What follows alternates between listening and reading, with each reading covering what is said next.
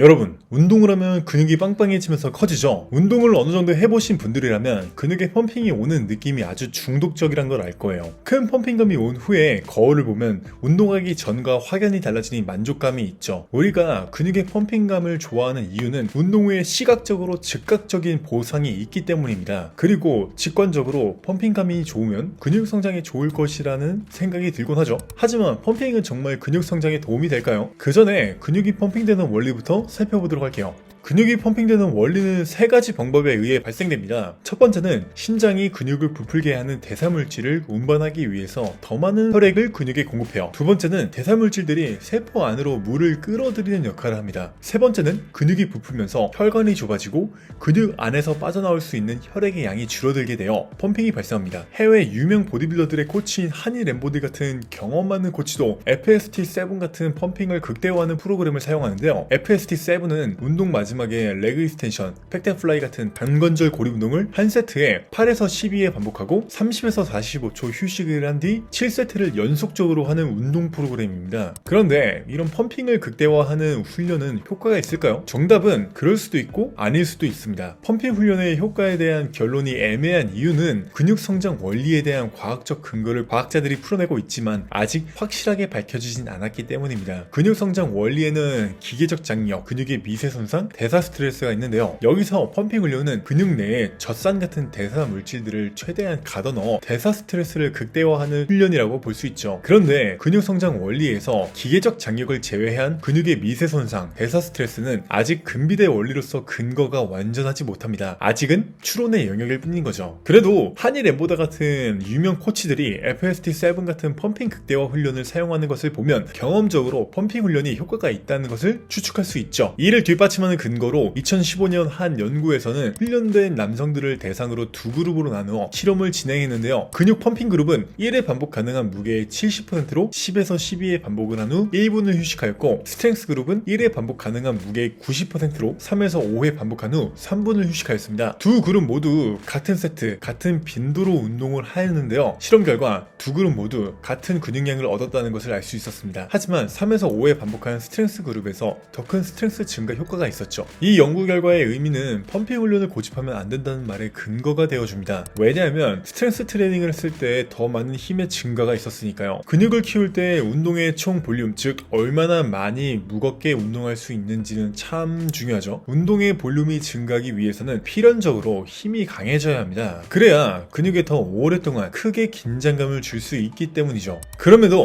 우리가 펌핑 훈련을 해야 하는 이유는 스트렝스 트레이닝만 했을 때보다 더 많은 근육량을 증가시킬 수 있기 때문입니다. 펌핑 훈련은 기본적으로 고리 운동, 즉 단관절 운동을 할 때 많이 사용되는데요. 이는 스트렝스 트레이닝의 약점을 보완해줍니다. 기본적으로 스트렝스 트레이닝은 많은 관절들을 사용하는 운동들로 구성되어져요. 예를 들면 스쿼트, 데드리프트, 바벨 숄더 프레스 같은 운동들이죠. 이런 운동들의 단점이 피로감이 큽니다. 사용되는 근육의 수, 관절의 수가 많아지면서 뇌와 척수가 지치기 때문이죠. 그래서 하루 종일 스쿼트, 데드리프트만 15에서 20세트를 하면 신경 피로가 크게 오기 때문에 운동을 오래 지속할 수가 없습니다. 피로감 때문에 운동을 쉬는 빈도가 높아지면 당연히 근성장에 불리하겠죠. 때문에 적당한 스트렝스 트레이닝을 하고 난 후에 고립 운동 방식으로 진행되는 펌핑 훈련을 하면 아주 적절하죠. 근육을 최대한 키우기 위해서는 두 훈련 방식을 적절하게 섞어야 하는데요. 단순하게 비율로 따지면 운동 프로그램에서 80%를 다관절 운동인 스트렝스 트레이닝으로 구성하고 나머지 20%를 가벼운 펌프 훈련으로 구성해주세요. 좀 더 구체적으로 설명드리자면 하체 운동을 한다고 가정할 때 스쿼트를 4세트 무겁게 4에서 6회 진행해주시고, 다음에 헥스쿼트를 4세트 무겁게 5에서 8회 진행한 후 레그 익스텐션을 3세트 중간 정도의 무게로 12에서 15회 진행해주시는 거죠. 마지막으로 펌핑 훈련을 할 때를 위한 세 가지 팁을 말씀드릴게요. 펌핑 훈련 전에 꼭 다관절 운동을 해주시는 게 좋습니다. 스쿼트, 데드리프트, 벤치프레스 후에 근육을 펌핑하는 데 유리한 고리 운동들을 해주시라 말씀드리는 거죠. 두 번째는 펌핑 훈련할 때는 되도록 고리 운동을 하시는 게 좋습니다. 왜냐하면 스쿼트, 즉 데드리프트 같은 다관절 운동은 한 근육을 고립해서 운동하기에 효율적이지 않기 때문입니다. 예를 들어서 스쿼트를 할 때 엉덩이 근육에 더 큰 자극을 주기 위해서 일부러 엉덩이 근육에 힘을 주려고 노력하는 것은 비효율적이라 말씀드리는 것입니다. 차라리 힙스러스트 같은 운동을 병행해 주는 게 낫죠. 세 번째는 펌핑 훈련이라고 하더라도 무게를 올려가면서 해야 합니다. 앞서 말씀드렸듯 근육이 증가하기 위해서는 근육의 긴장이 높아져야 하고, 그러기 위해서는 힘이 증가하여 운동 볼륨이 증가해야 합니다. 가벼운 무게로 펌핑감이 오는 운동 방식만 고집하고 계시다면 이번 영상을 계기로 꼭 좀 더 스마트하게 운동하셨으면 좋겠습니다. 구독과 좋아요는 저에게 큰 힘이 됩니다. 끝까지 시청해주셔서 감사합니다.